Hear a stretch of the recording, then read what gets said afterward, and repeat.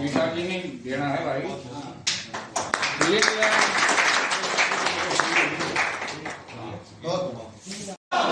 रीटा सिंह जिंदाबाद जिंदाबाद जिंदाबाद। चौधरी देवीलाल अमर रहे अमर रहे अमर रहे। जननायक जनता पार्टी जिंदाबाद जिंदाबाद जिंदाबाद। चौधरी दुष्यंत चौटाला जिंदाबाद जिंदाबाद जिंदाबाद। डॉक्टर रीटा सिंह जिंदाबाद जिंदाबाद जिंदाबाद। हम खुद देखते हैं कई बार जिनका सिर्फ प्रचार में आगे रहते हैं। नमस्कार, क्या हाल है? हाँ जानो। तो ये जो चौधरी देवीलाल जी का करता नहीं, हवा बनाओ। हवा का मतलब ये होता है जहां भी जाओ एक ही बात की रट लगानी है, भाई रीटा चौधरी जी की जीत तो रही है, भारी मतों से जिताओ। इस प्रकार की हवा अपने क्षेत्र में बनाओ, जीत आपकी निश्चित है। आपका बहुत बहुत धन्यवाद।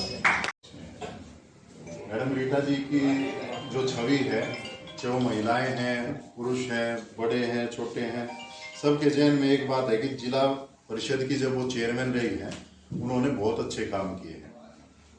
और ताऊ देवीलाल जी ने जो पुराने टाइम में कर्जा माफ़ी की थी, और अजय सिंह जी का जो इस क्षेत्र से लगाव रहा है। मैं जैसे राजनीति में, वैसे तो गणित में तो 1 और 1 2 होता है, राजनीति में 1 और 1 11 होता है। वो 1 और 1 11, एक तो मैडम रीटा जी के किए हुए काम, ताऊ देवीलाल जी के किए हुए काम, और उसके बाद हमारे deputy chief minister Dushyant Chautala ji के किए हुए काम, वो बहुत ज़्यादा मायने रखते हैं। सबसे बड़ी बात, हम जो आपके यहाँ बाजरे की खरीद है, वो मुख्य फसल बाजरा है, और उसकी MSP पे कोई खरीद नहीं है। हम अनुरोध करेंगे पार्टी हाईकमान से कि MSP पे बाजरे की खरीदो। उसके बाद पानी की जो समस्या है, भयंकर समस्या है यहाँ पे, जहाँ पे मैडम के साथ हमें जाना हुआ, पानी की बड़ी भारी किल्लत है। तो जिस प्रकार से दुष्यंत चौटाला जी ने हरियाणा में सांसद बनने के बाद पानी के टैंकर वितरित किए, जिस दिन आप मैडम जी को विधानसभा में भेज दोगे, उसके 1 महीने के अंदर अंदर पानी के टैंकर मैडम अपनी कलम से आप लोगों को देने का काम करेंगे। और स्थायी समाधान है, जो स्थायी समाधान 1 साल के अंदर अंदर पानी की आपको कोई दिक्कत नहीं रहेगी। और मैं तो यही मतलब, जब भी मैडम का हमारा बैठना होता है, मैडम के जहन में एक ही बात है कि मैं दातारामगढ़ को नई ऊंचाइयों पर लेके जाऊँ। और आप सब मिलके रीटा सिंह जी बन के, अगर मान लो 25 तारीख तक आप लोगों ने काम कर दिया, तो हरियाणा में पहले दुष्यंत जी ने जिस टाइम अचानक इलेक्शन लड़ना था उनको, पूर्व केंद्रीय मंत्री चौधरी बीरेंद्र सिंह की वाइफ उनके मुकाबले में थी, तो लोग कहते थे दुष्यंत जी नहीं जीत पाएंगे।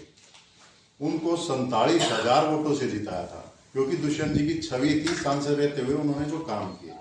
रीटा जी ने 5 साल जो काम किए ना, प्रत्येक आदमी, प्रत्येक नागरिक उन्हें वोट देना चाहता है। और मेरा मानना है, अगर हमने दिल से मेहनत कर ली ना, तो कम से कम 51,000 वोटों से मैडम जीते।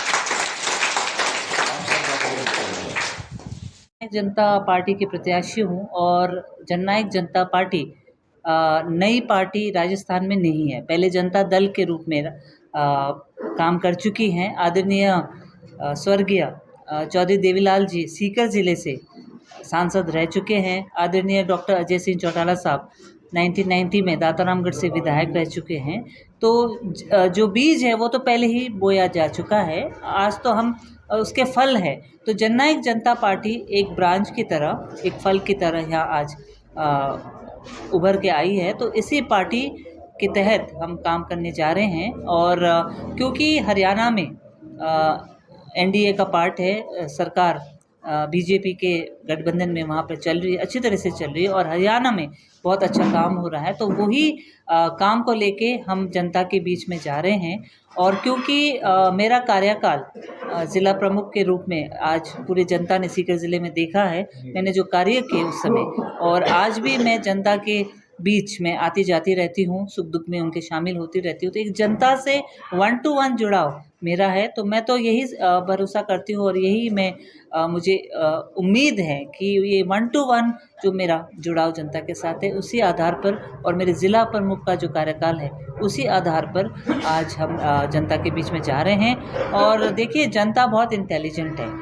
आज जो युग है वो डिजिटल युग है, और प्रत्येक जो मेरी बहनें हैं उनके हाथ में आज डिजिटल मोबाइल है और जिसके तहत वो अपना जो पूरी दुनिया को उस मोबाइल से देख रही है।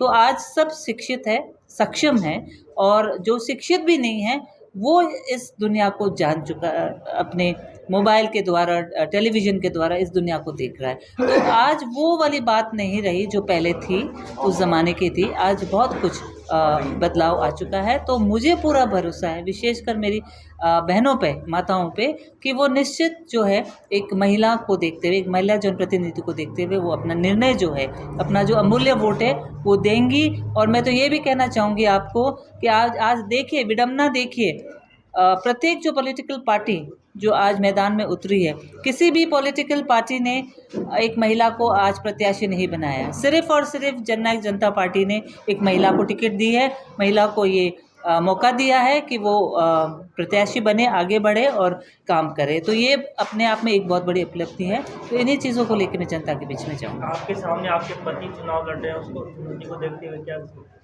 देखिए, ये तो नई बात नहीं है, राजनीति हमारे परिवार में है। राजस्थान में तो बहुत बड़ी बात है, पति पत्नी आमने सामने चुनाव। ये इसका जो कॉन्सेप्ट है वो मुझे इसलिए भी नहीं समझ में आया क्योंकि देखिए, ये तो आप बता रहे हैं मुझे ये बात, लेकिन बहुत सारे ऐसे परिवार हैं पूरे देश में जहाँ पे एक परिवार के अन्य सदस्य आज चुनाव लड़ रहे हैं और अपनी जो भागीदारी है वो निभा रहे। यहाँ पर राजस्थान में मैं तो समझती हूँ कि एक माइंडसेट बना हुआ होगा, शायद इसीलिए कि भाई महिलाएं जो आगे नहीं आ सकती, महिलाएं अपने जो अधिकार है उस पर कुछ बोल नहीं सकती, या महिलाओं को जो अधिकार दिया गया है उस पर वो काम नहीं कर सकती। तो मैं तो ये कहती हूँ कि ये माइंडसेट पूरा आज मेरे इस कदम से चेंज होना चाहिए कि महिलाएं भी इस देश की नागरिक हैं, महिलाएं भी 50% जो वोट्स हैं वो महिलाओं का है, और महिलाओं का जो हिस्सेदारी है इस देश की पॉलिसी बनाने में उतना ही है जितना एक पुरुष का है। तो ये जो माइंडसेट है कि आप क्यों चुनाव लड़ रहे हैं, आपने अपने पति के सामने चुनाव लड़ा, तो परिवार में है, ठीक है, वो भी अपने कांग्रेस पार्टी में काम कर रहे हैं, मैं भी जननायक जनता पार्टी में काम करूँगी। तो ये एक जो कदम मैंने उठाया है, तो ये मुझे नहीं लगता कोई गलत है, मेरा अधिकार है और मैंने काम किया है, मैं जनता में रही हूँ और मैं आगे भी काम करना चाहती हूँ। तो यही मेरी सोच है।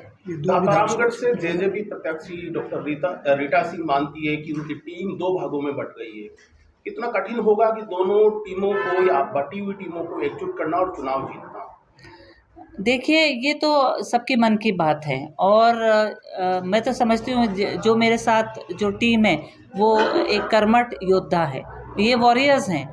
उन परिस्थितियों में भी ये मेरे साथ रहे हैं और आज भी मेरे साथ है, और आगे भी जो चुनौतियां मेरे सामने आ रही हैं उसका भी ये सब मिलकर डटकर मुकाबला कर रहे हैं। तो ये जो टीम है, मैं इस टीम से बहुत खुश हूँ, मुझे गर्व है, नाज है इस टीम पे जो इन्होंने इतनी चुनौतियों के बावजूद भी अपना जो काम है वो किया है, और जो टीम अपनी जो सोच के अनुसार जो बट गई है वो अपना काम कर रही है। तो ये है।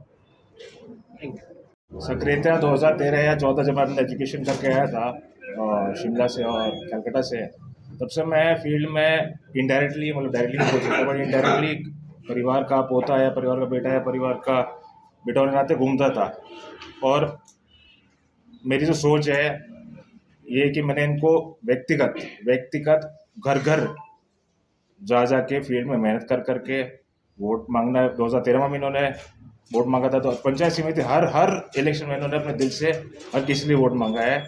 अब मैं सोचता हूँ कि इनका एक समय की जो इनका मेहनत रहा है 10 साल सक्रिय राजनीति में, और लोगों के लिए जो इन्होंने चाहे पद में हो चाहे पद में ना हो, इन्होंने हमेशा एक ही सोच रखी, ईमानदारी से काम करना, और वो आज जब फील्ड में घूमते वो हमें दिखता है। वही मेरी बहुत खुशी की बात है कि जब मैं ऐसे लेडीज़ का बेटा हो जिन्होंने ईमानदारी से और बिना कोई भेदभाव, बिना कोई पर्सनल गेन या पर्सनल ऑब्जेक्टिव, ऐसा कोई उनका करियर ओरिएंटेशन नहीं था राजनीति को लेके। इस सोच को आगे बढ़ाने के लिए वो मेरे को अलग से हिम्मत जुड़ता थी। और मैं यूथ से ये अपील करना चाहूँगा कि आज का समय है, जो सबसे ज़्यादा इम्पोर्टेंट चीज़ है रोज़गार, और जब हरियाणा राजस्थान मिलकर अगर इस चीज़ को काम कर सके, क्योंकि मैंने अगर आप देखें अपने दुष्यंत जी का जो 3 साल या 4 साल कार्य रहा है वो व्यक्तिगत यूथ के फेवर में रहा है, तो उस चीज़ को लेके मैं अपील करना चाहूँगा अपने साथ सभी भाइयों से, राजराम मुखर्जी के परिवार से, कि अब सोच से जुड़े और इनकी गारंटी मिले तो अगर 5 साल इन्होंने काम कर दिया वैसे कार्यालय पूरे राजस्थान में जाना आ जाएगा। Thank you.